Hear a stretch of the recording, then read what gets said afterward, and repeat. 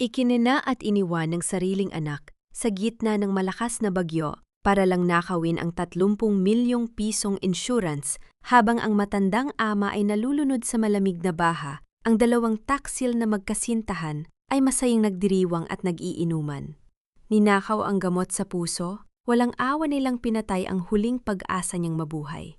Ngunit hindi nila alam ang hawak na baston ng retiradong koronel ay lihim na nag-record ng kanilang buong krimen. Ang matandang sundalo ay nagbalik mula sa bingit ng kamatayan, handang ilantad ang katotohanan laban sa mga nagtaksil sa kanya. Paano sila magbabayad sa kanilang kasalanan? Alamin ang kambal na pasabog dito sa unang kabanata. Tatay, matanda na po kayo. Mas bubuhayin ng 30 million pesos na yan ang apo ninyo si Aya kaysa sa inyo. Ang mga salitang iyon mula sa sarili kong manugang na si Bianca ay mas malamig pa sa hanging dala ng paparating na bagyo dito sa gitna ng latian ng Quezon. Nakatayo siya sa harapan ko, hawak ang maliit na bote ng gamot ko sa puso. Sa kabilang kamay niya ay ang kanyang cellphone na ilang segundo pa lang ang nakakalipas ay ginamit niya para mag-record ng isang video. Sa video na iyon, nakangiti siya ng napakatamis. Umaktong isang mapagmahal na manugang na sinamahan ang kanyang ulyanin na biyenan sa lumang watchtower para magpahangin. Pero nang mamatay ang ilaw ng camera, namatay rin ang anumang bakas ng pagmamahal sa kanyang mga mata. Sinubukan kong ihakbang ang aking mga paa palapit sa kanya. Ngunit tila naging semento ang aking mga binti. Nagsimulang manikip ang aking dibdib. Ang hanging pumapasok sa mga siwang ng kahoy na thapkan o watchtower ay tila mga karayom na tumutusok sa aking balat. Nanginginig ang aking mga kamay. Hindi dahil sa lamig ng ulan na nagsisimula ng bumuhos, kundi dahil sa matinding kirot na gumagapang sa aking puso. Hindi ko maibuka ang aking bibig. Tiningnan ko ang sarili kong anak na si Nico. Nakatayo siya sa likuran ng kanyang asawa na Kayuko, hindi makatingin ng diretsyo sa aking mga mata. Nico. Lumabas ang pangalan niya mula sa aking lalamunan bilang isang paos na bulong. Anak, ang gamot ko!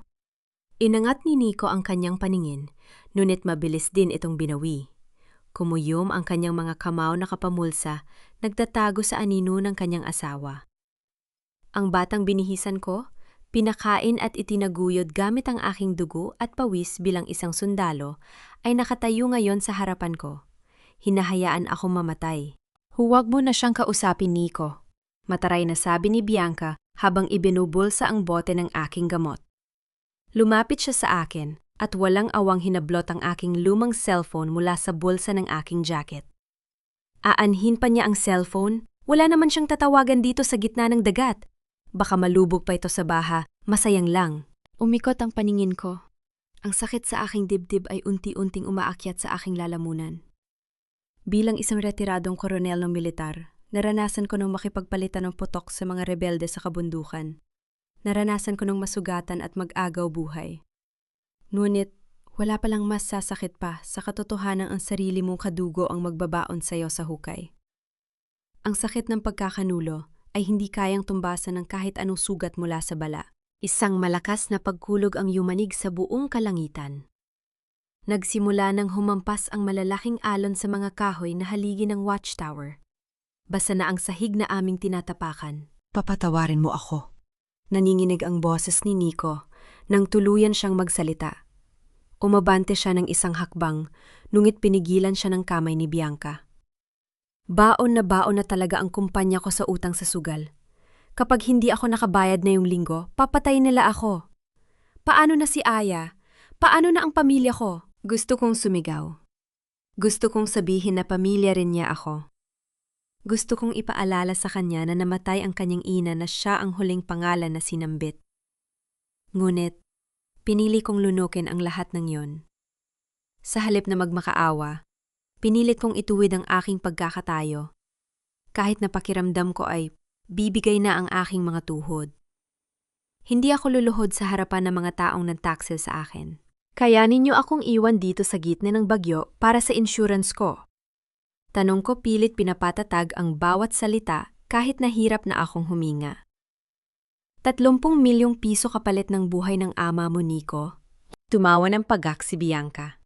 Isang tawa na nakakakilabot pakinggan kasabay ng paghampas ng hangin sa bubungan ng watchtower. Huwag na tayo magplastikan dito, Tatay Ramon. Ilang buwan na kayong ulyanin. Minsan nga, hindi niya nakilala kung sino kami. Pabigat na lang kayo sa amin. At saka hindi naman namin kayo papatayin, iiwan lang namin kayo rito. Kasalanan ba namin kung bumagyo at tinangay kayo ng alon habang naglalakad kayo ng mag-isa dahil sa demensya ninyo? Natural cause of death, ika nga. Pasok na pasok sa claim ng insurance na inasikaso ng kaibigan kong si Enzo. Kinuha ni Bianca mula sa kanyang bag ang isang nakatupad na papel at isang ballpen. Inilapag niya ito sa ibabaw ng isang lumang mesa na kahoy malapit sa pintuan. Pero bago kami umalis, kailangan niyo muna itong pirmahan. Utos niya, ang boses ay puno ng otoridad. Ang deed of absolute sale ng lupang iniwan ni Mama sa tabi ng highway. Alam kong alam ninyo kung ano ito, kahit nag-uulyanin kayo.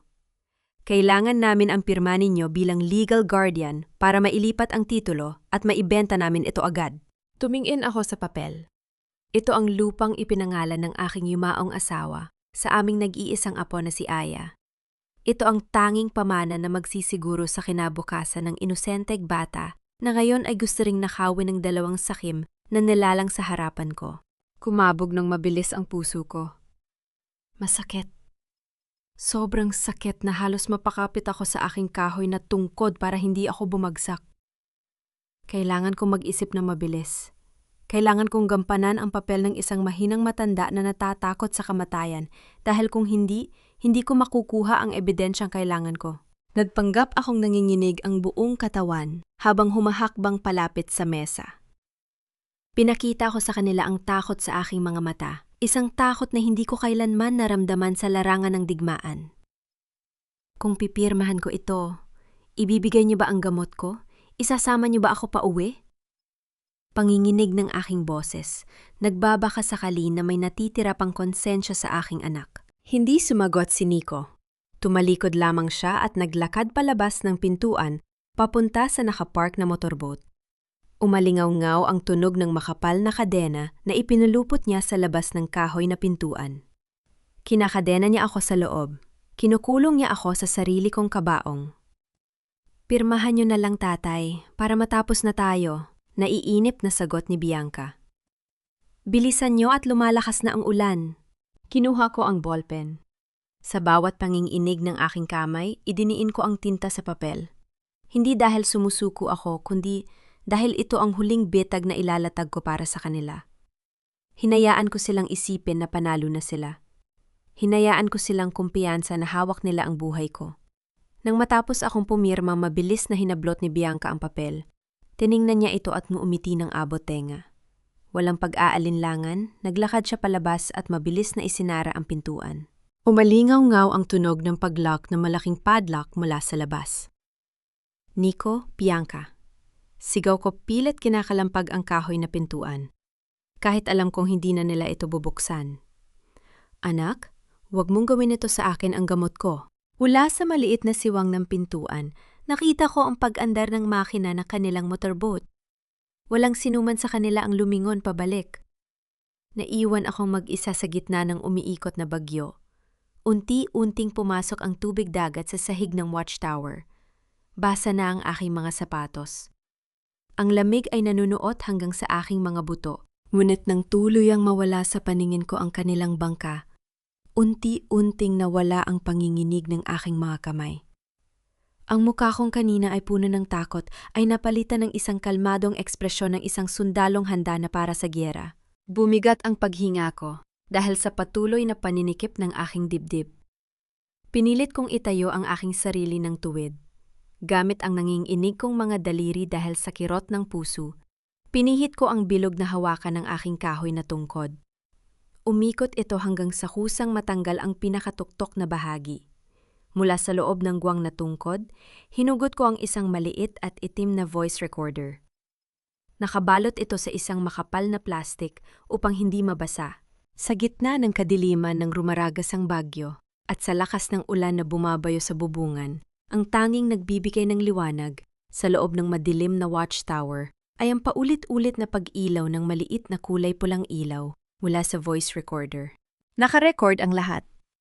Ang pang-iinsulto ni Bianca, ang pag-amin niya tungkol sa insurance, ang pananakot ng sindikato sa sugal kay Nico, at ang bawat salitang nagpapatunay ng kanilang plano na patayin ako. Nakatago sa maliit na makinang ito ang kanilang kinabukasan sa bilangguan. Ngunit bago ko sila maparusahan, kailangan ko munang mabuhay ngayong gabi. Isang matinding hapdi ang muling sumaksak sa aking dibdib. Napakapit ako ng mahigpit sa haligi ng watchtower. Bumilis ng bumilis ang tibok ng puso kong uhaw sa gamot kasing bilis ng pag-ilaw ng pulang ilaw sa aking kamay. Gumagapang na ang malamig na tubig dagat sa aking mga binti. Sa bawat paghampas ng hangin sa mga pader ng lumang watchtower, naririnig ko ang kaluskos ng mga kahoy na tila anumang oras ay bibigay at babagsak sa akin. Nakasandal ako sa gitnang haligi ng kubo, hawak ng mahigpit ang aking woodkey na may nakagagaling na nakatagong voice recorder. Ang bawat paghinga ko ay parang paglunok ng mga basag na salamin dahil sa matinding kirot sa aking dibdib. Habang umaakyat ang tubig sa aking mga tuhod, tila bumalik ang aking gunita sa mga kaganapan noong nakaraang buwan ang araw. Kung kailan ko unang natuklasan na ang bahay na itinuturing kong tahanan ay isa palang pugad ng mga ulupong. Isang buwan ang nakakalipas ang tingin ng buong barangay at ng libu-libong tao sa internet kay Bianca ay isa siyang anghel. Halos araw-araw siyang nagli-livestream habang ipinagluluto ako ng almusal, habang ipinagtimpla ako ng gatas at habang maingat na inaalalayan ang aking paglalakad. Sa harap ng kamera siya ang pinakamaalagang manugang sa buong mundo. Ginagamit niya ang aking pangalan bilang isang retiradong koronel ng militar upang makakuha ng mga donasyon para sa kanyang tinatag na fundraising page para daw sa mga senior citizen. Pero sa likod ng kamera, kapag patay na ang mga ilaw at cellphone ni, hindi niya ako mabate ng magandang umaga. Bigla niyang ibinabagsak ang plato ng pagkain sa aking harapan. Kapag nagkakamali ako sa pagpuno ng tubig sa baso, naririnig ko ang kanyang malalim na buntong hininga at ang mga pabulong na salita ng pagmamataas at pagkabuisit. Kailan ba mamamatay ang matandang ito para mabawasan man lang ang palaman sa bahay? Yan ang narinig kong pabulong niyang sinabi sa kabilang kwarto nung isang gabi habang nag-iisa ako sa hapagkainan. Naiintindihan ko ang pakiramdam ng isang taong lumaki sa hirap. Alam kong galing si Bianca sa napakahirap na pamilya sa tabing dagat. Nawa ay naintindihan ko kung bakit ganoon na lamang ang kanyang paghahangad sa pera at karangyaan. Ngunit ang hindi ko kailanman maiintindihan ay kung bakit kailangan niyang gawing tuntungan ng aking dignidad at buhay para lamang maabot ang kanyang mga pangarap. Nagsimula ang lahat noon hapon, noong naglilinis ako sa kwarto nila ni Nico habang wala sila. Naghahanap ako ng lumang sapatos nang matapik ko ang palaman ng kanilang kama. May nahulog na isang makapal na brown envelope mula sa ilalim ng kutson. Nang buksan ko ang envelope na yon, tila huminto ang ikot ng mundo ko. Ito ay isang life insurance policy na nagkakahalaga ng 30 milyong piso. Ang pangalan ko ang nakasulat bilang insured at ang pangalan ni Bianca ang nakatala bilang primary beneficiary. Ang mas nakakagulat pa, may nakalakip na mga peking medical na dokumento na nagsasabing ako ay may malalang sakit sa puso at mabilis na lumalalang demensya o pag-uulyanin. At sa ibaba ng dokumento, naroon ang aking pirma, isang napakahusay na panggagaya sa aking sulat kamay. Hindi pa doon nagtatapos ang lahat. Sa loob din ng envelope na yon ay may panibagong dokumento para sa sangla at benta ng lupa na iniwan ng aking yumaong asawa para sa aming apo na si Aya. Nakalagay roon na inililipat ko raw ang lahat ng aking karapatan bilang guardian kay Nico at Bianca dahil hindi ko na kayang mag-isip ng matino. Nakayo ako sa kwartong iyon habang hawak ang mga papel at sa unang pagkakataon sa aking buhay. Pagkatapos ng maraming taon sa serbisyo militar, naramdaman ko ang pagpatak ng aking luha. Hindi dahil sa takot, kundi dahil sa matinding pagkadismaya. Ang anak kong si Nico, na pinalaki ko sa mga prinsipyo ng karangalan at katapatan, ay pumayag na pumirma at maging bahagi ng ganitong kababawan at katusuhan. Nalaman ko kalaunan na, kaya pala ganun na lamang ang pagmamadali nila ay dahil sa matinding utang ni Nico sa kobak o sugal. Nalugi ang kanyang maliit na kumpanya sa konstruksyon at araw-araw siyang hinahabol ng mga taong nagpapautang na may banta sa kanilang buhay. Sa halip na humingi ng tulong sa akin, nang tapat pinili nilang gawin akong isang buhay na insurance claim. Noon gabing yon, gumawa ako ng isang mahalagang desisyon. Bilang isang dating opisyal ng militar, alam kong hindi ko sila pwedeng harapin ng walang sapat at matibay na ebidensya. Kung kakaharapin ko sila agad, itatanggi nila ang lahat, itatago ang mga papel, at gagamitin ang kanilang online na impluensya upang palabasin na ako ay isang siraulong matanda na nag-iimbento ng kwento. Kaya, nagsimula akong magpanggap. Mula nung araw na iyon, pinalabas ko na ako ay ulyanin na talaga. Nag-iiwan ako ng mga sapatos sa loob ng refrigerator. Pabalik-balik kong itinatanong kung anong araw na ngayon. Tinitiis ko ang mga patagong pagtawa ni Bianca at ang mga pailalim na tingin ng aking anak. Pinanood ko kung paano pumasok sa aming bahay si Enzo, ang lalaking nagpapakilalang kaibigan at agent ng insurance. Ngunit sa katunayan, ay nakikita kong may kakaibang tinginan at palihim na hawak sa kamay ni Bianca kapag nakatalikod si Nico. Gumastos ako ng sarili kong ipon para bumili ng isang napakaliit na voice recorder. Maingat ko itong itinago sa loob ng hawakan ng aking paboritong kahoy na tungkod na palagi kong daladala. Bawat usapan nila sa sala, bawat plano nila habang nag-aakala na wala akong naiintindihan, ay bawat minutong naire-record ng aking tungkod. Nabalik lamang ang aking diwa sa kasalukuyan nang ihampas ng isang malakas na alon ang isang malaking tipak ng kahoy sa aking dibdib. Napasigaw ako sa matinding sakit habang napaluhod sa malamig at malalim na tubig. Nasa hanggang tuhod ko na ang tubig dagat sa loob ng watchtower. Ang hangin ay patuloy na gumugulong at umaangal sa labas tulad ng isang galit na halimaw. Ang ulan ay hindi na patak-patak kundi isang malakas na buhos na dumidilim sa buong paligid. Ang kahoy na pader sa aking likuran ay nagsisimula ng mabasag dahil sa lakas ng hangin. Hawak ko ang aking dibdib. Ang aking puso ay pumipintig ng napakabilis at napakasakit, na para bang may isang mabigat na kamay na pilit na pumipiga rito. Ang kawalan ng aking gamot sa puso na kinuha ni Bianca ay nagsisimula ng sumingil sa aking katawan. Lumalabo ang aking paningin. Nagsisimulang magdilim ang gilid ng aking mga mata. Hindi ako pwedeng mamatay dito. Hindi sa ganitong paraan. Kung mamamatay ako ngayong gabi sa gitna ng bagyong ito, magtatagumpay ang kanilang masamang plano. Makukuha nila ang 30 milyong piso, mananahaw nila ang lupa ng aking apo. At magpapatuloy si Bianca sa pagiging isang modelo at anghel sa mata ng lipunan habang ang aking bangkay ay lumulutang sa latyan. Inabot ko ang lumang lubid ng anchor na nakatali sa isa sa mga pangunahing haligi ng tapkan. Sa kabila ng pang-ininig ng aking mga kamay at sa matinding kirot sa aking dibdib, ginamit ko ang aking natitirang lakas upang itali ang aking sarili sa haligi gamit ang isang matibay na knot ng militar. Kahit nagibain ng bagyo ang buong bahay na ito, hindi maihanap ng dagat ang aking katawan. At habang may natitira pa akong hininga, gagamitin ko ang bawat segundo para makaligtas. Sa gitna ng kumikidlat, nakalangitan na rinig ko ang isang malayong tunog ng makina ng bangka na tila lumalapit sa lugar ng latian. Lumulubog na ang kalahati ng aking katawan sa malangig na tubig dagat.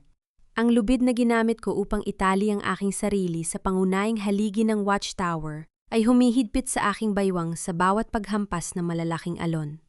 Bawat daluyong ng tubig ay tila gustong humila sa akin pababa sa madilim at malalim na latian ng Quezon. Masakit ang aking dibdib, tila may libu-libong karayom na nakatusok sa aking puso dahil sa kawalan ng aking gamot. Ngunit sa bawat pagkakataon na nararamdaman ko ang paglamig ng aking mga kamay at ang paglabo ng aking paningin, iniisip ko ang mukha ng aking apo na si Aya. Iniisip ko ang kanyang inosenteng tawa at ang pangako ko sa aking yumaong asawa na poprotektahan ko ang aming pamilya hanggang sa aking huling hininga. Isang kawal ako. Nakasurvive ako sa mga engkwentro sa Mindanao noong kabataan ko. Nakaligtas ako sa mga ambush at sa mga bala ng kaaway. Hindi ako papayag na ang magiging huling hantungan ko ay ang madilim na tubig na ito dahil lamang sa kasakiman ng aking sariling anak at ng kanyang asawa. Upang labanan ang unti-unting paghinto ng aking puso, ginamit ko ang tinatawag naming combat breathing sa militar.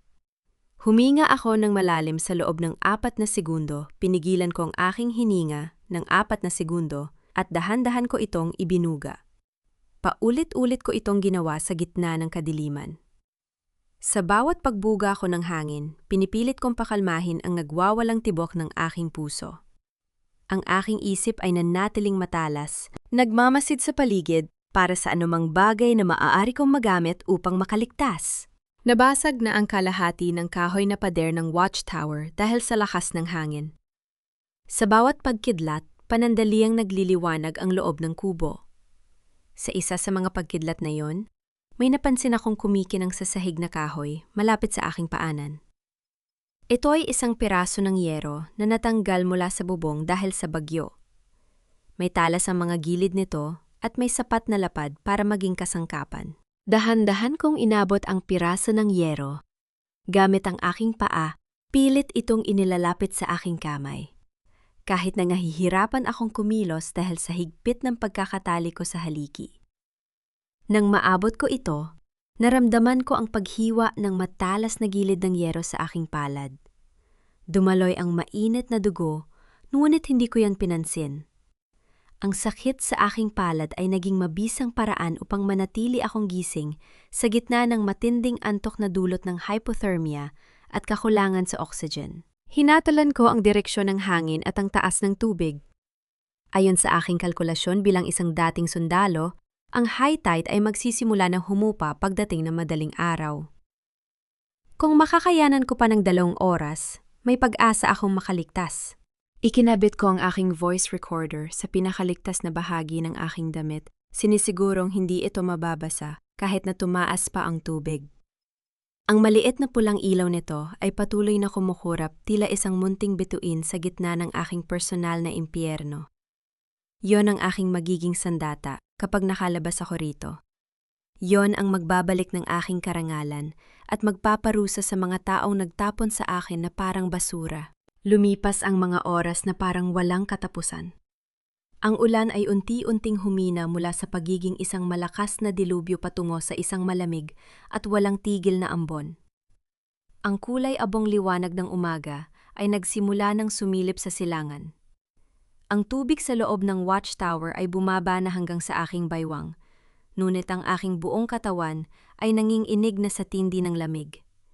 Manhid na ang aking mga paa. Halos hindi ko na maramdaman ang aking mga daliri. Sa gitna ng dahan-dahang paghupa ng bagyo, narinig ko ang isang pamilyar na tunog mula sa malayo. Ito ay ang mababang ugong ng makina ng isang malaking bangka. Pinilit kong idilat ang aking mga namumugtong mata. Sa malayo nakita ko ang silweta ng isang patrol boat ng Lukluong Bauve Bobien or Philippine Coast Guard. Naghahanap sila ng mga residenteng natrap sa mga tabing dagat dahil sa baha. Ngunit ang watchtower na ito ay napakalayo sa pampang at napapaligiran ng makapal na mga bakawan. Kung hindi ko makuha ang kanilang atensyon, dadaan lang sila at iiwan ako ritong tuluyang mamatay. Gusto kong sumigaw, ngunit ang aking lalamunan ay tuyong-tuyo at walang boses na lumabas sa aking mga labi kundi isang mahinang ungol. Naalala ko ang piraso ng yero na hawak ko. Tumingin ako sa langit.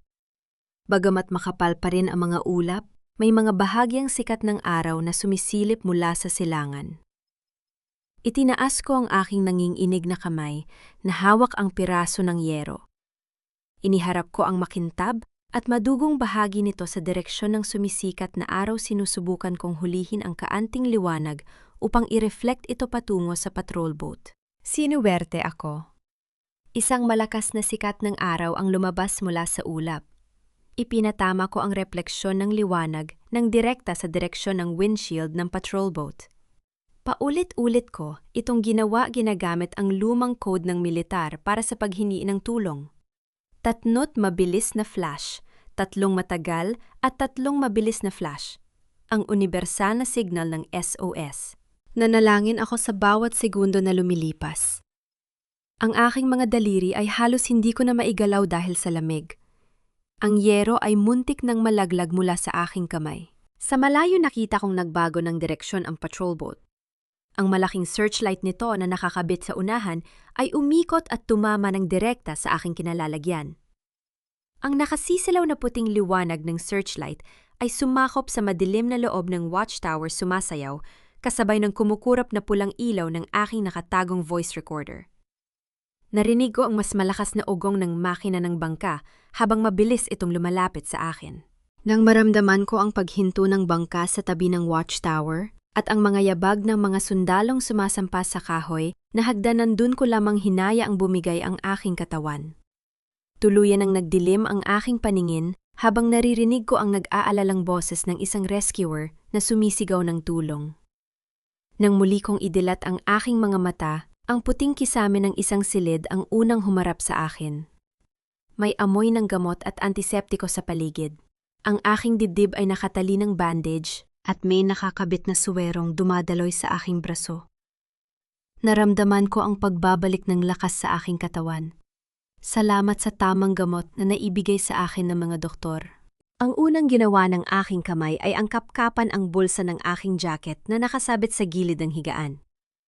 Nang maramdaman ng aking mga daliri ang matigas na hugis ng aking voice recorder, nakahinga ako ng maluwag. Ligtas ang ebidensya.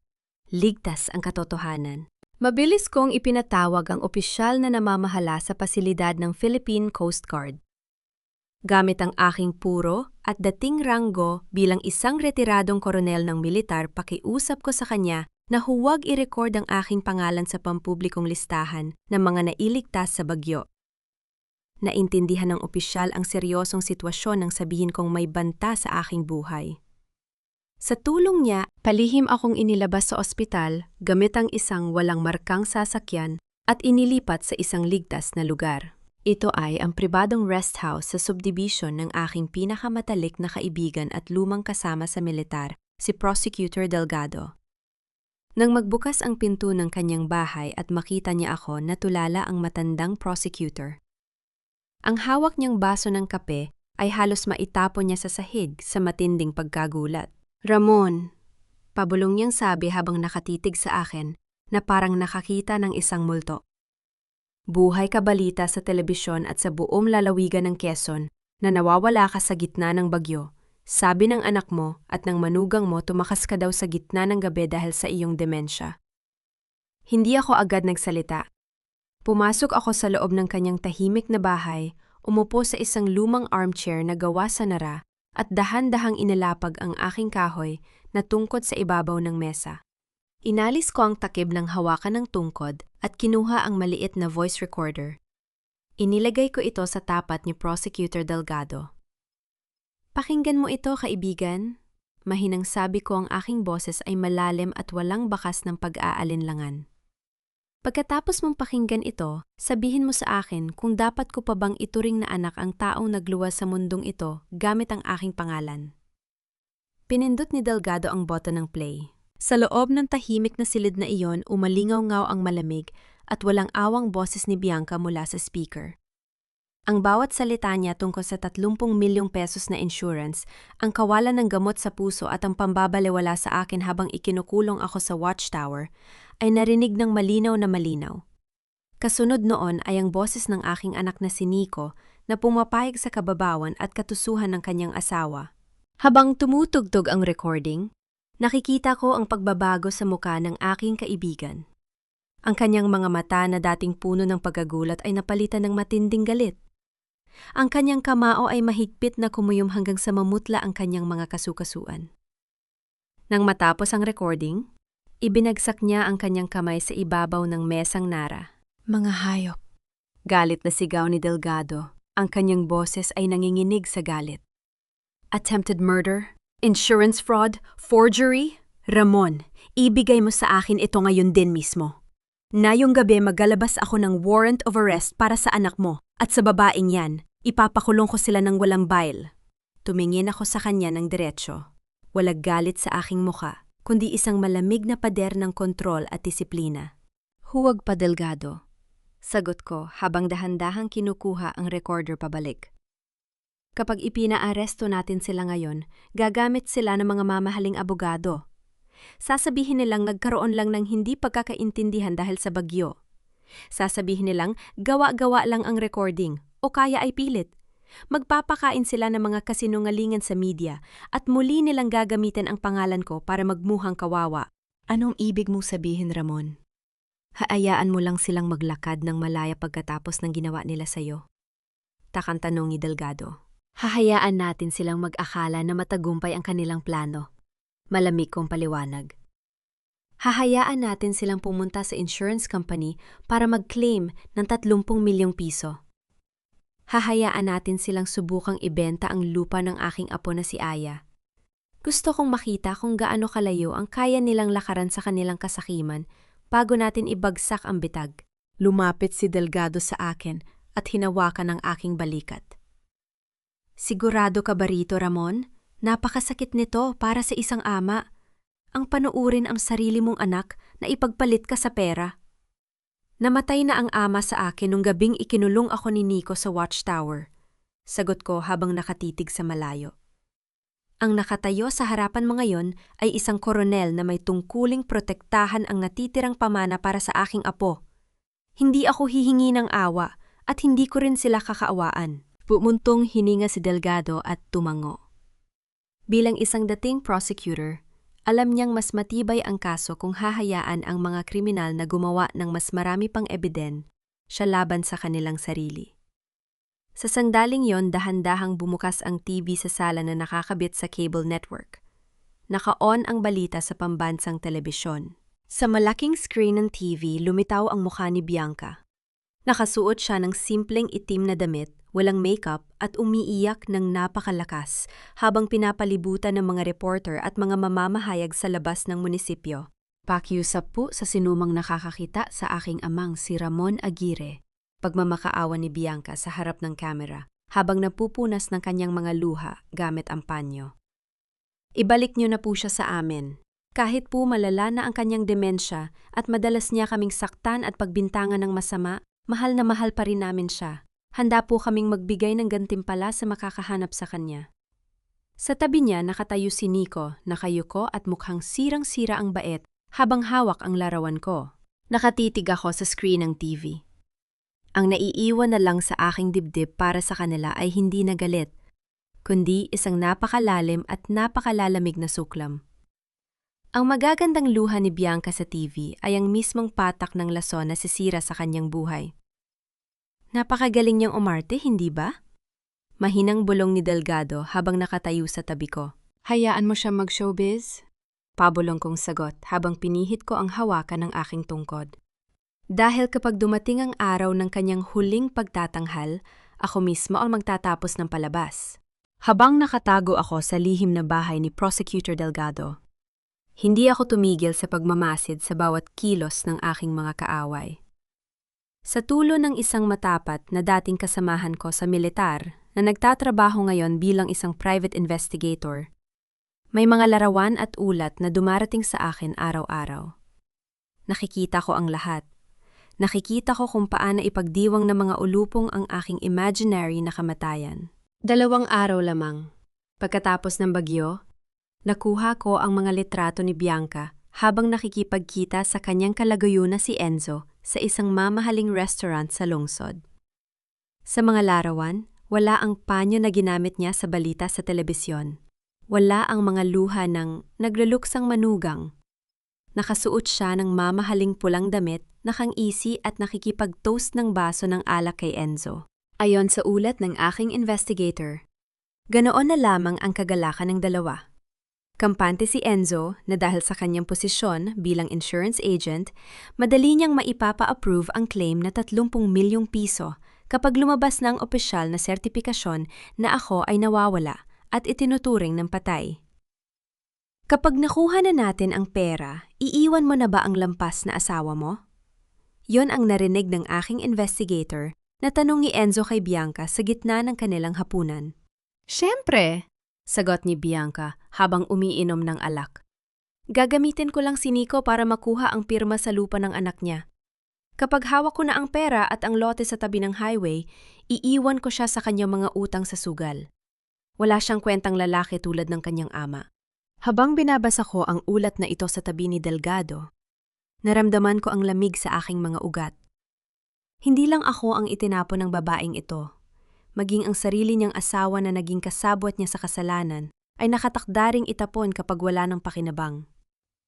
Ngunit habang nagdiriwang si Bianca at si Enzo, ang aking anak na si Nico, ay unti-unting kinakain ng sarili niyang takot at guilt. Ayon sa ulat ng mga kapitbahay sa aming barangay, hindi na nakakalabas ng bahay si Nico. Araw-araw siyang nakakulong sa sala, umiinom ng murang alak mula umaga hanggang gabi. Sa bawat paghulog ng kalangitan o sa bawat paghampas ng pinto dahil sa hangin, nagtatakpan siya ng tainga at sumisigaw sa takot na para bang nakikita niya ang aking multo na nakatayo sa madilim na sulok ng bahay. Inatake siya ng paranoia. Ang mga taong pinagkakautangan niya sa kobak o sugal ay patuloy na pumupunta sa bahay para magbanta. Ang takot na makulton at ang takot sa akin ay pumatay sa anumang natitirang katinoan sa kanyang pag-iisip. Isang gabi nang umuwi si Bianca mula sa kanyang pakikipagkita kay Enzo, nadatnan niya si Nico na nakaluhod sa sahig, umiiyak habang hawak ang isang bote ng gin at ang aking lumang pampamilyang litrato. Bianca, itigil na natin ito. Nanginginig na pakiusap ni Nico sa kanyang asawa. Hindi ako makatulog. Naririnig ko ang boses ni Papa tuwing gabi. Naririnig ko ang pagkalampag niya sa pinto ng watchtower. Isiko na natin ang pera. Sabihin natin sa pulis na nagkamali tayo. Hindi nag-alangan si Bianca. Lumapit siya kay Nico at isang malakas na hampas ng kanyang palad ang tumama sa mukha ng aking anak. Naitala ng aking investigator ang boses ni Bianca sa labas ng bintana. Ang kanyang boses ay tila isang ulupong na nagbubuga ng lason. Makinig ka sa akin, Nico. Galit na bulong ni Bianca habang pinipiga ang panga ng aking anak. Isang maling galaw mo, isang pambubukit ng bibig mo. Magkakasama tayong mabubulok sa kulungan. Isipin mo si Aya. Gusto mo bang lumaki ang anak mo na may mga magulang na nakakulong? Tumayo ka riyan at magpakalaking lalaki ka? Konting tiis na lang. Hawak na natin ang 30 milyong piso. Sinunod siya ni Nico. Tumayo ang aking anak yumuko at patuloy na uminom. Ang kanyang karuwagan ang naging pinakamalaking tanikala na pumipigil sa kanya para magbago. Kinaumagahan pumunta si Enzo sa pangunahing tanggapan ng insurance company sa lungsod. Dala niya ang mga peking dokumento at ang sertipikasyon ng barangay tungkol sa aking pagkawala sa bagyo. Nakangiti siyang pumasok sa opisina ng senior claims manager, nagmamalaki na matatapos na ang kanyang pinakamalaking raket sa buhi. Inilapag ni Enzo ang mga papel sa mesa ng manager. Gusto ko lang i-follow up ang release ng 30 million pesos para sa client kong si Ramon Aguirre. Kompleto na ang lahat ng requirements. Tumingin sa kanya ang claims manager. Walang ngiti sa mukha nito.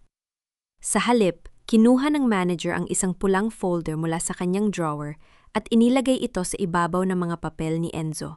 Pasensya na, Enzo, malamig na sabi ng claims manager. Hindi namin pwedeng i-release ang pera. Naka-freeze ang buong account at insurance policy ni Mr. Ramon Aguirre.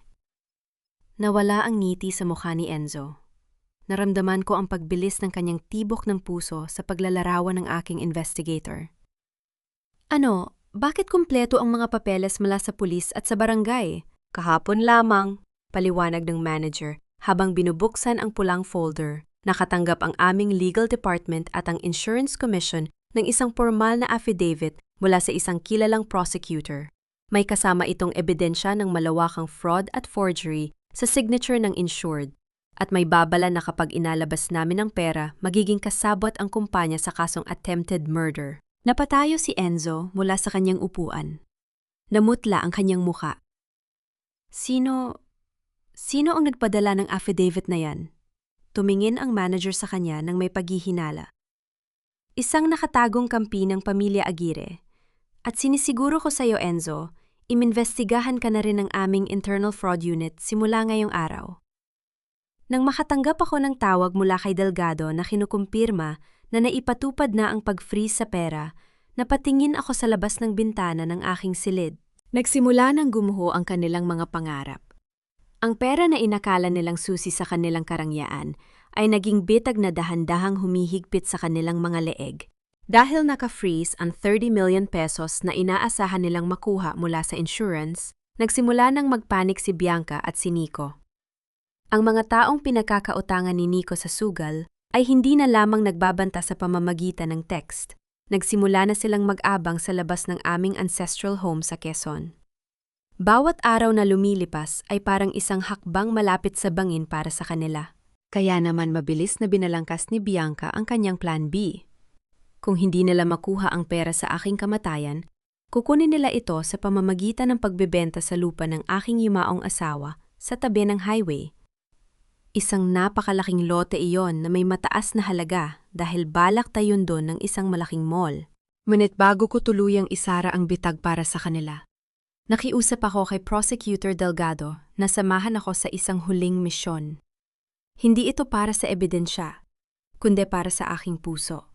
Isang hapon nakatayo ako sa ilalim ng lilim ng isang malaking puno ng akasya sa tapat ng elementary school ng aking apo na si Aya. Nakasuot ako ng malaking sombrero at salamin upang walang makakilala sa akin. Mula sa malayo nakita ko si Aya na lumabas ng gate ng paaralan, bit-bit ang kanyang maliit na bag. Walang sumundo sa kanya. Hindi siya sinundo ni Nico o ni Bianca na abala sa kanilang mga pansariling interes. Umupo ang aking apo sa isang lumang sementong upuan sa tabi ng gate. Dahan-dahang binuksan ang kanyang bag at kinuha ang isang maliit na kwadro ng larawan. Ito ay ang larawan naming dalawa na magkasama ng huling kaarawan niya. Mula sa aking kinalalagyan nakita ko ang pagpatak ng kanyang mga luha sa ibabaw ng larawan.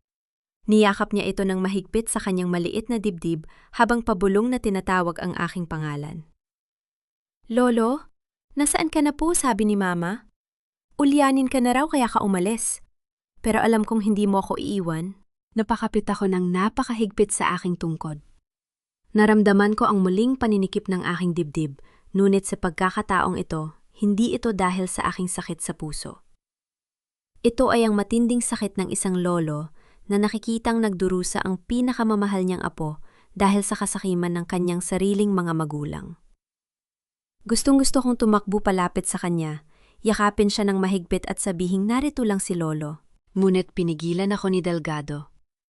Ramon, kaunting tiis na lang. Para sa kinabukasan din ni Aya ang ginagawa natin. Kung lalapit ka ngayon, masisira ang lahat. Huminga ako ng malalim, pinahid ang aking luha at tumalikod. Ang tagpong iyon ang nagbigay sa akin ng higit pang lakas. Wala nang puwang para sa awa. Kailangang matapos ang palabas na ito. Habang nangyayari yon, patuloy ang pag-ikot ng tadhana para sa mga taksil. Nang gabing iyon, nakipagkita si Bianca sa isang kinatawan ng isang malaking kumpanya ng real estate sa isang mamahaling hotel.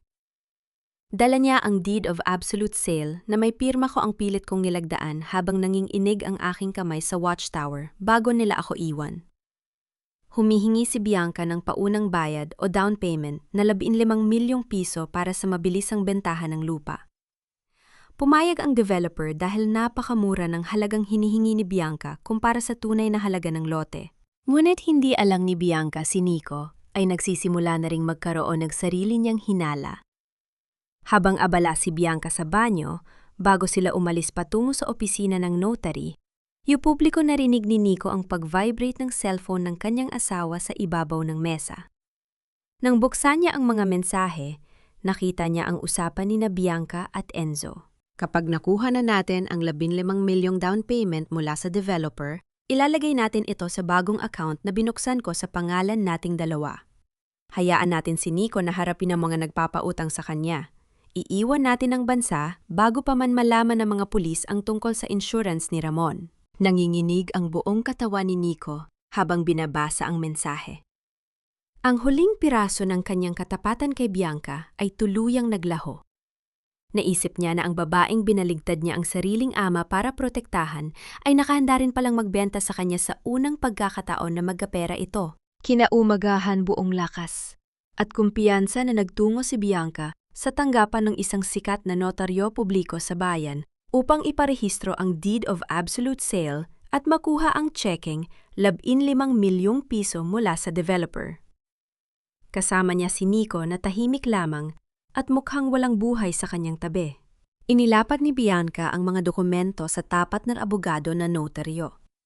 Atin Santos, narito po ang Deed of Absolute Sale na may pirma ng aking ama si Ramon Aguirre. Maari niya na po ba itong inotaryo upang mailipat na ang titulo sa developer? Kinuha ng abogado ang mga papel, isinuot ang kanyang salamin at sinimulang suriin ang mga dokumento. Binuksan din niya ang kanyang computer upang tingnan ang online database ng Registry of Deeds para sa nasabing lote. Habang naghihintay nakangiti pa si Bianca habang tinitingnan ang check na hawak ng developer sa kabilang panig ng mesa. Pakiramdam niya ay hawak na niya ang langit.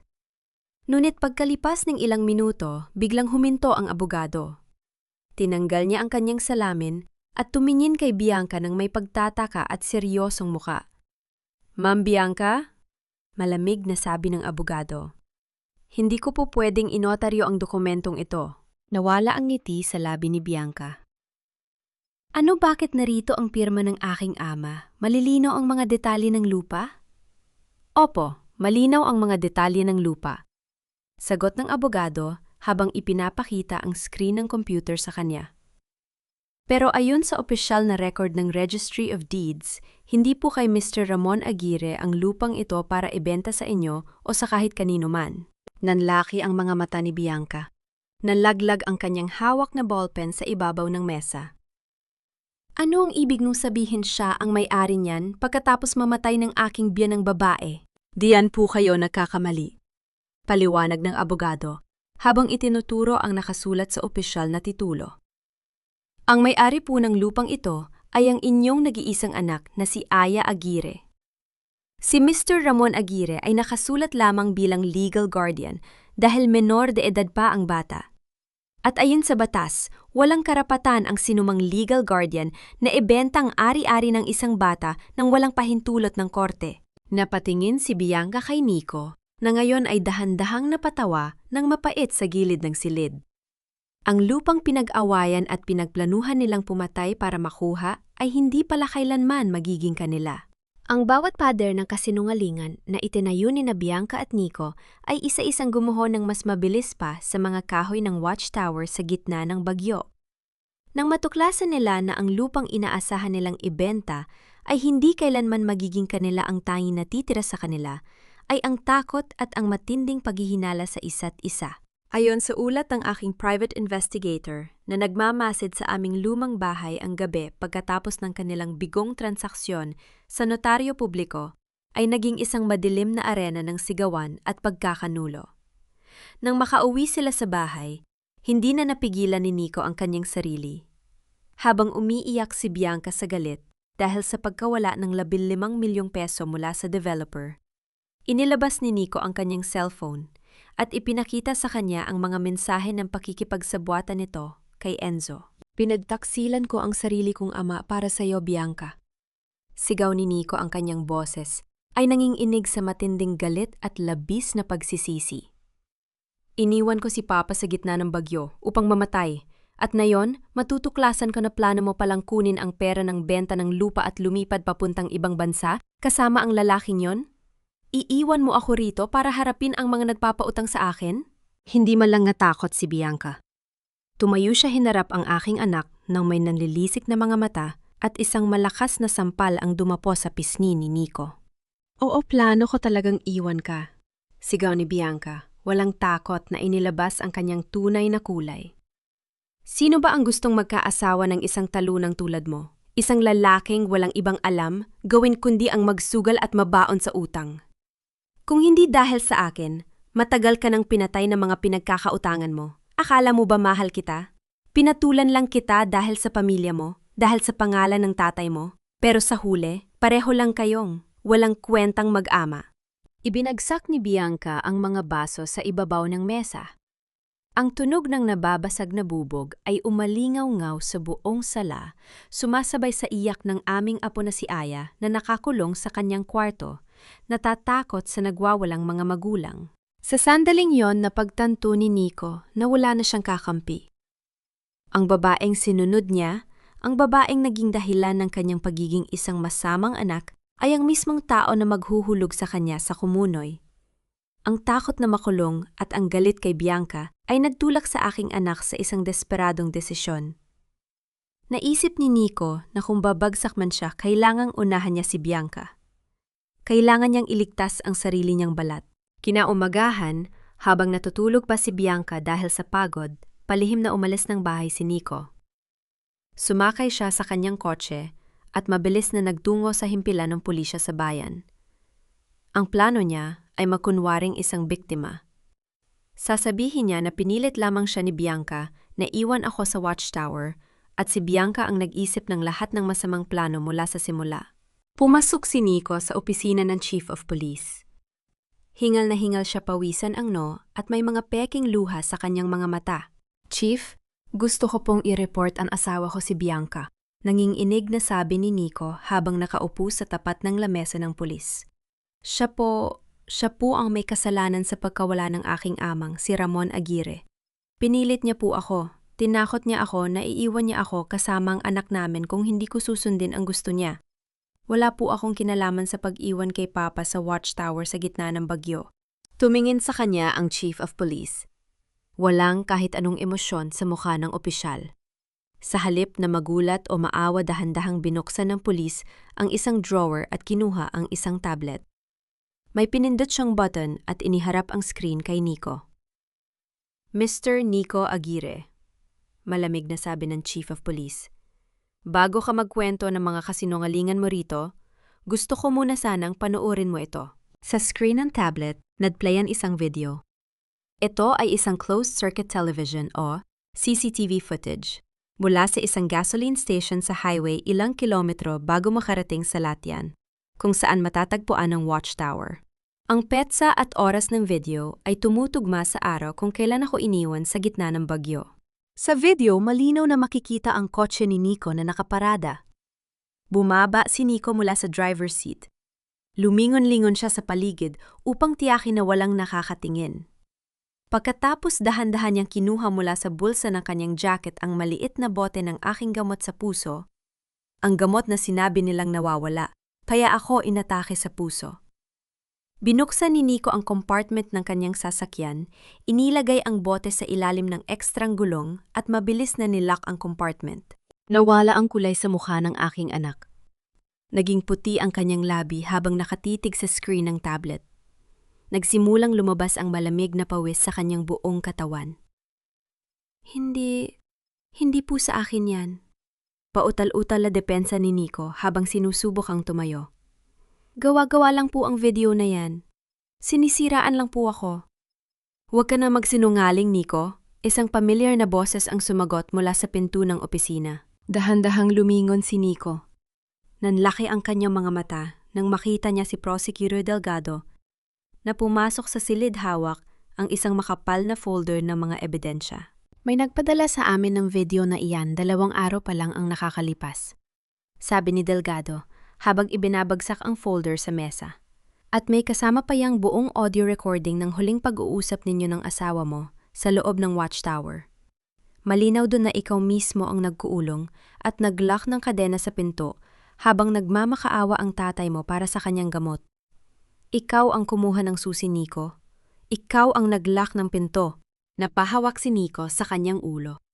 Humandusay siya sa ibabaw ng lamesa ng pulis. Tuluyo yan ang gumuho ang kanyang mundo. Ang ebidensya ng kanyang sariling pagkakaaksidente sa gasoline station ay ang huling pako sa kanyang sariling kabaong. Ang bote ng aking gamot sa puso na itinago niya upang mamatay ako ng walang laban ang naging pinakamalaking saksi laban sa kanya. Ang bulwagan ng barangay hall ng aming bayan ay napuno ng mga tao. May mga makukulay na banderitas, malalaking tarpaulin na may mukha ni Bianca at mga kamera ng lokal na media na handang i-livestream ang buong kaganapan. Ngayong gabi, gaganapin ang taunang paggawad ng Gawad Modelong. Manugang isang parangal para sa pinakamapagmahal at pinakamatapat na manugang sa buong lalawigan. At walang ibang nararapat doon na yung taon, kundi si Bianca Aguirre. Nakatayo ako sa dilim ng likurang bahagi ng entablado, nakasuot ng aking plant. Sadong-plantsadong uniporme ng militar. Naroon ang aking mga medalya, nakuha sa mga taon ng aking tapat na pagsiserbisyo sa bayan. Katabi ko si Prosecutor Delgado at ilang matataas na opisyal ng pulis na natahimik na nagmamasid. Tumingin ako sa entablado. Nakasuot si Bianca ng isang napakagandang puting Filipiniana dress. Ang kanyang buhok ay maayos na nakaayos at may hawak siyang panyo na paminsan-minsan ay idinadampi niya sa kanyang mga mata upang magkunwaring umiiyak. Sa gilid ng entablado nakita ko si Enzo na nakangiti habang kinukunan siya ng video. Wala roon si Nico. Alam kong nasa piitan na siya, ngunit pinili ng pulis siya na wag muna itong ipaalam kay Bianca upang hindi masira ang aming bitag. Umakyat ang punong barangay sa podium at nagsalita sa mikropono. Mga kababayan, ibigay po natin ang ating pinakamainit na palakpakan sa ating gawad, modelong manugang. Ngayong taon si Ginang Bianca Aguirre. Umalingaw-ngaw ang malakas na palakpakan at hiyawan ng mga tao sa buong bulwagan. Humakbang si Bianca, palapit sa mikropono, hawak ang gintong tropeyong ibinigay sa kanya. Ngumiti siya sa harap ng mga kamera bago nagkunwaring sumikip ang kanyang lalamunan dahil sa emosyon. Salamat po, maraming salamat po. Panimula ni Bianca, ang kanyang boses ay nanginginig sa peking lungkot. Sana po ay narito ngayon ang aking mahal na biyenan, si dating Coronel Ramon Aguirre. Ang parangal na ito ay para sa kanya. Kahit po naging mahirap ang pag-aalaga sa kanya dahil sa kanyang malalang demensya, kahit po minsan ay nasasaktan niya kami at nakakalimutan ang aming mga pangalan, hindi po kami sumuko. Dahil ang pamilya po ay hindi sumusuko sa isa't isa. Ang pagkawalaan niya sa gitna ng bagyo ay ang pinakamasakit na dinala ng aking puso. Ngunit sinisiguro ko po sa inyo, hindi ako titigil sa paghahanap sa kanya. May mga matatandang babae sa unahan na nagsimula ng mapunas ng kanilang mga luha. Ang buong bulwagan ay napuno ng simpatya para sa dakilang manugang. Hinawakan ko ng napakahigpit ang aking tungkod. Naramdaman ko ang lamig ng aking mga daliri, ngunit ang aking puso ay nanatiling matatag bilang isang pader ng semento. Ang bawat salita ng kasinungalingan na lumalabas sa kanyang bibig ay mas lalong nagpapatunay na karapat-dapat siya sa kanyang kahihinatnan. Ayan na, pabulong na sabi ni Delgado sa tabi ko bago siya nagsenya sa technician ng sound system ng bulwagan. Sa isang sandali, ang masayang tugtog na background music ng seremonya ay biglang naputol. Isang matalim at nakakarinding tunog ng feedback ng mikropo noang umalingaw-ngaw sa buong bulwagan, dahilan upang mapatakip ng tainga ang mga manonood. Nawala ang ngiti sa mukha ni Bianca. Tumingin siya sa gilid, nagtataka kung bakit nasira ang tunog. Ngunit bago pa man makakilos ang technician, isang malalim baritono at napakapamilyar na boses ang biglang narinig mula sa mga malalaking speaker ng bulwagan. Tatay, matanda na po kayo. Mas bubuhayin ng 30 million pesos na yan ang apo ninyong si Aya kaysa sa inyo. Ang boses na yon ay kay Bianca. Ito ay napakalinaw, walang anumang ingay ng hangin dahil sa magandang kalidad ng aking voice recorder. Natahimik ang buong bulwagan. Ang mga tao ay nagkatinginan, naguguluhan kung bakit naririnig nila ang boses ni Bianca na nagsasalita ng ganoon katindi. Nico, pakilok ang kadena. Huwag mo nang ibigay ang gamot sa puso. Iwanan mo na siya riyan. Ang sumunod na boses ay kay Nico nanginginig, nuit sumasang-ayon. Sorry pa, baon na talaga ako sa utang sa sugal. Nanigas si Bianca sa ibabaw ng entablado. Ang kanyang mukha na kanina ay mapula dahil sa makeup ay biglang naging kasing puti ng papel. Nalaglag ang gintong, tropo yung hawak niya at gumulong ito sa sahig, lumilikha ng isang mabigat na tunog ng pagbagsak sa kahoy na entablado. Patayin niyo ang sound system! Patayin niyo! Hysterical na sigaw ni Bianca sa mikropo. Ngunit ang kanyang boses ay natabunan ng patuloy na pag-play ng recording. Sa sandaling yon, dahan-dahan kong itinulak ang malaking pinto sa likod ng entablado at humakbang ako palabas. Ang tunog ng aking bawat hakbang, kasabay ng paggawgaw ng aking kahoy na tungkod sa sahig, ay lumika ng isang mabigat at regular na ritmo sa gitna ng naguguluhang bulwagan. Naglakad ako patungo sa gitna ng entablado sa ilalim ng maliwanag na mga spotlight. Ang aking uniforme ng militar ay malinis, ang aking tindig ay tuwid, at ang aking mga mata ay nakatitig ng diretso sa kanya. Nagsimimulang magbulungan ang mga tao sa buong bulwagan. Lumilika ng isang tila bubuyog na ingay na mabilis na lumalaki. Ang ilan ay napatayo mula sa kanilang mga upuan. Si Si Coronel Aguirre, buhay siya! Sigaw ng isang matanda sa unahan. Huminto ako sa tapat ni Bianca. Ang aking mga mata ay walang emosyon, kasing lamig ng asero. Tiningnan ko ang aking manugang na ngayon ay nanginginig na ang buong katawan, tila nakakita ng isang multong bumangon mula sa sariling libingan. Magandang gabi, Bianca. Mahinang sabi ko sa mikropo, ngunit sapat na upang marinig ng buong lalawigan. Narito na ang ulyanin mong biyanan. Tumakbo si Bianca patungo. Sa gilid ng entablado sinusubukang takasan ang kahihiyang bumabalot sa buong bulwagan. Ngunit bago pa man siya makababa sa mga hagdanan, 3 unipormadong pulis ang humarang sa kanyang daan. Sa kabilang dako ng bulwagan, sinubukan din ni Enzo na sumingit sa gitna ng nagkakagulong mga tao upang makatakas. Subalit mabilis siyang hinarang at pinigilan ng mga undercover na investigador ni Prosecutor Delgado. Narinig ang malamig na kalansing ng bakal ng posas nang ilak ito sa mga kamay ni Bianca at Enzo. Umakyat si Prosecutor Delgado sa podium at hinawakan ang mikropono. Ang kanyang boses ay umalingaw-ngaw nang may awtoridad sa buong bulwagan pinatatahimik ang nagkakagulong mamamayan. Mga kababayan, panimula ni Delgado habang itinaas ang isang opisyal na dokumento. Humarap po kami rito ngayong gabi upang ihayag ang katotohanan. Si Gino ang Bianca Aguirre, si Gino ang Enzo, at ang anak ni Coronel Aguirre na si Nico ay opisyal ng inaresto dahil sa kasong attempted murder, insurance fraud at falsification of public documents. Nagsimulang magsigawan ang mga tao sa buong bulwagan ng mga salitang taksil, walang hiya, at mga mamatay tao, patungo sa 2 nakaposa sa entablado. Ang mga kamera na kanina ay kumukuha ng video para sa parangal ay nakatutok na ngayon sa mga mukha ni Bianca at Enzo na puno ng kahihiyan at takot. Ngunit hindi pa doon nagtatapos ang lahat. Binuksan ni Delgado ang isa pang pahina ng dokumento. Gusto ko rin pong linawin sa lahat, lalo na sa mga interesadong kumpanya na gustong bumili ng lupa ng pamilya Aguirre sa tabi ng highway, patuloy ni Delgado. Ang deed of absolute sale na ginamit ni Bianca upang humingi ng 15 milyong piso ay walang bisa.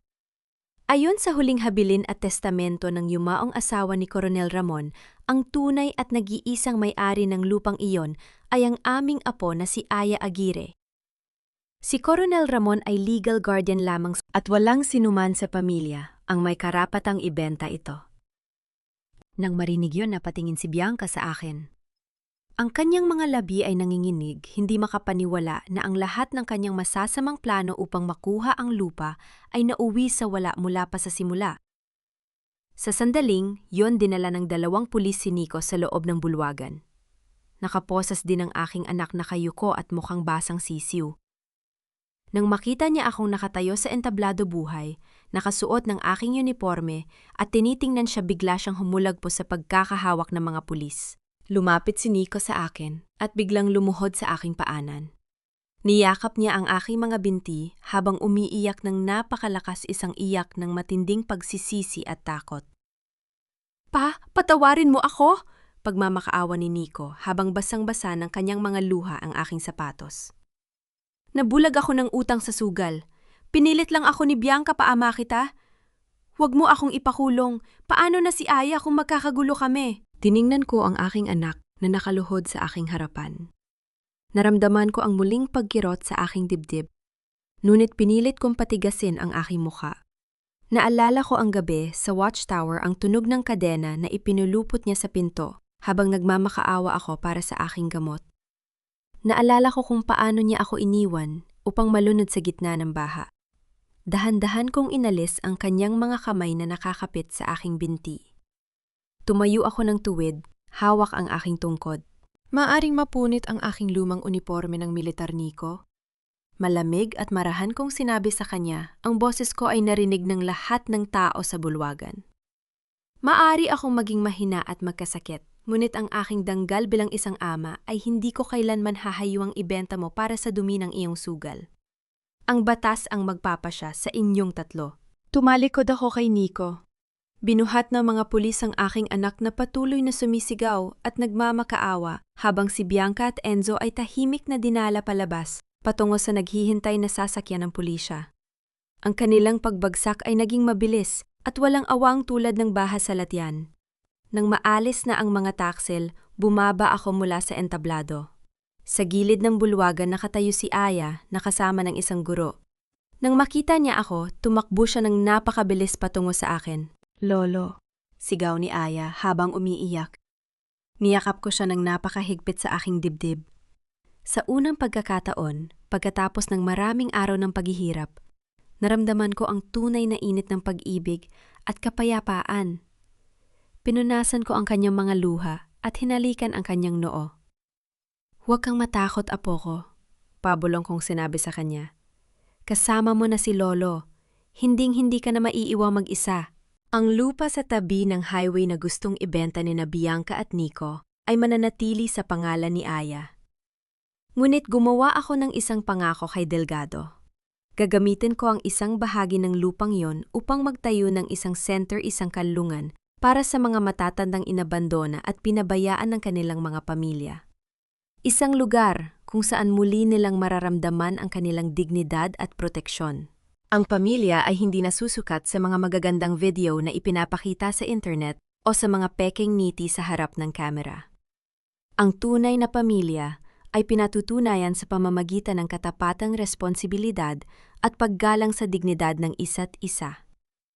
Habang naglalakad kami ni Aya, palabas ng bulwagan hawak-hawak ang kanyang maliit na kamay, alam kong tapos na ang baha.